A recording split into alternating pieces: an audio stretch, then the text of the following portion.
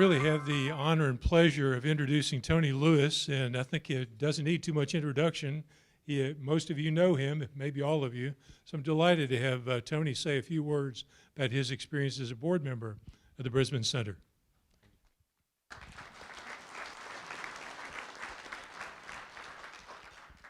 Good morning, everyone.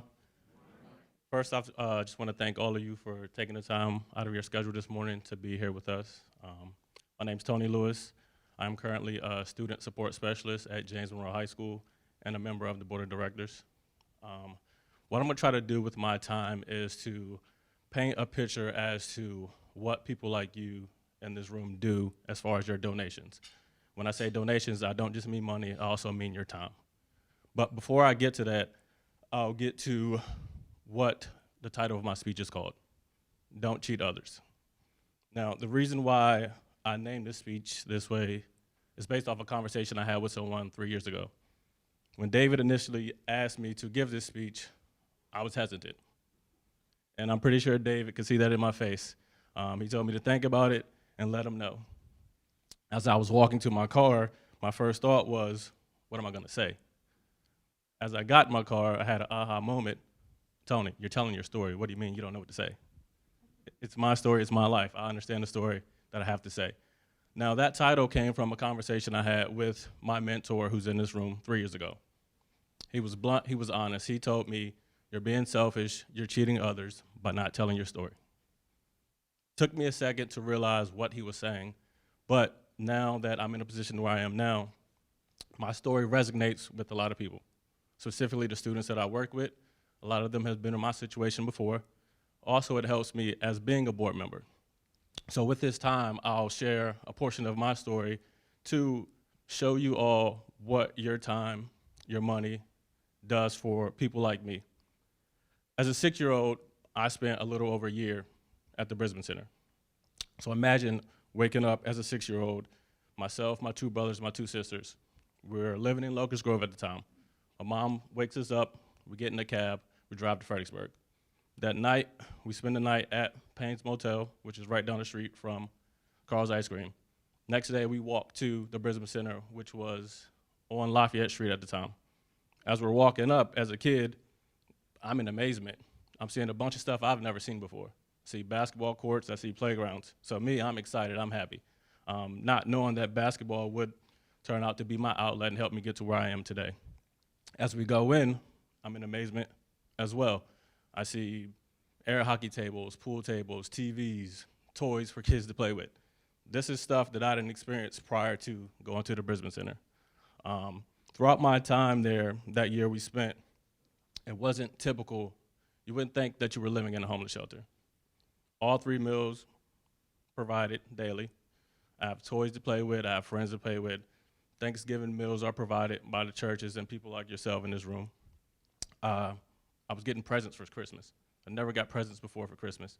I never got presents for my birthday. I was getting all those things because of generous people like you in this room. Other things that I can remember walking past the office and seeing my mom in the office with the staff at the Brisben Center.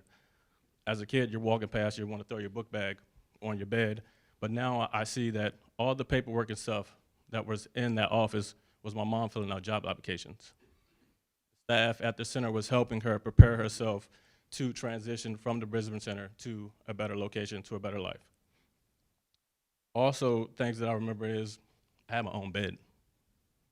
Granted, it was in a room full of 50 other people, but I had my own bed.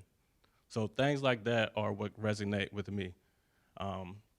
So the help from the Brisben Center and the churches that partnered with the Brisben Center didn't stop once my family left. My family transitioned from the Brisben Center back to Payne's Motel, where I stayed for another 4 years of my life. Now, that time in those 4 years, the Brisben Center still helped us. They provided meals, still provided Christmas gifts, still provided Thanksgiving and Christmas dinner. So the work that the Brisben Center doesn't just stop with those who are at the Brisben Center. It carries on once you leave. They continue to help you. So because of the Brisben Center and what they instilled in my mom and my family, I'm here today to be able to tell a success story as to what can happen when you take onus, when you take responsibility, and people help you to get to where you are. I'm able to stand here as second person in my immediate family to graduate from college.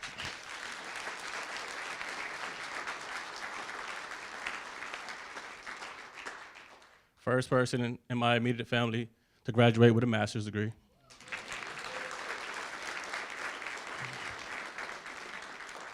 First person in my immediate family to play Division I basketball on full scholarship.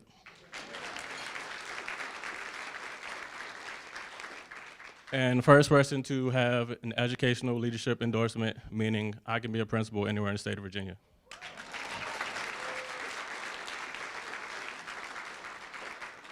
Now, I'm able to do that because of kind people like you in this room. So the donations that you give, and again, when I say donations, it's not just your money, your time, the food that you donate. It helps people like me. So for those of you who have given in the past, thank you.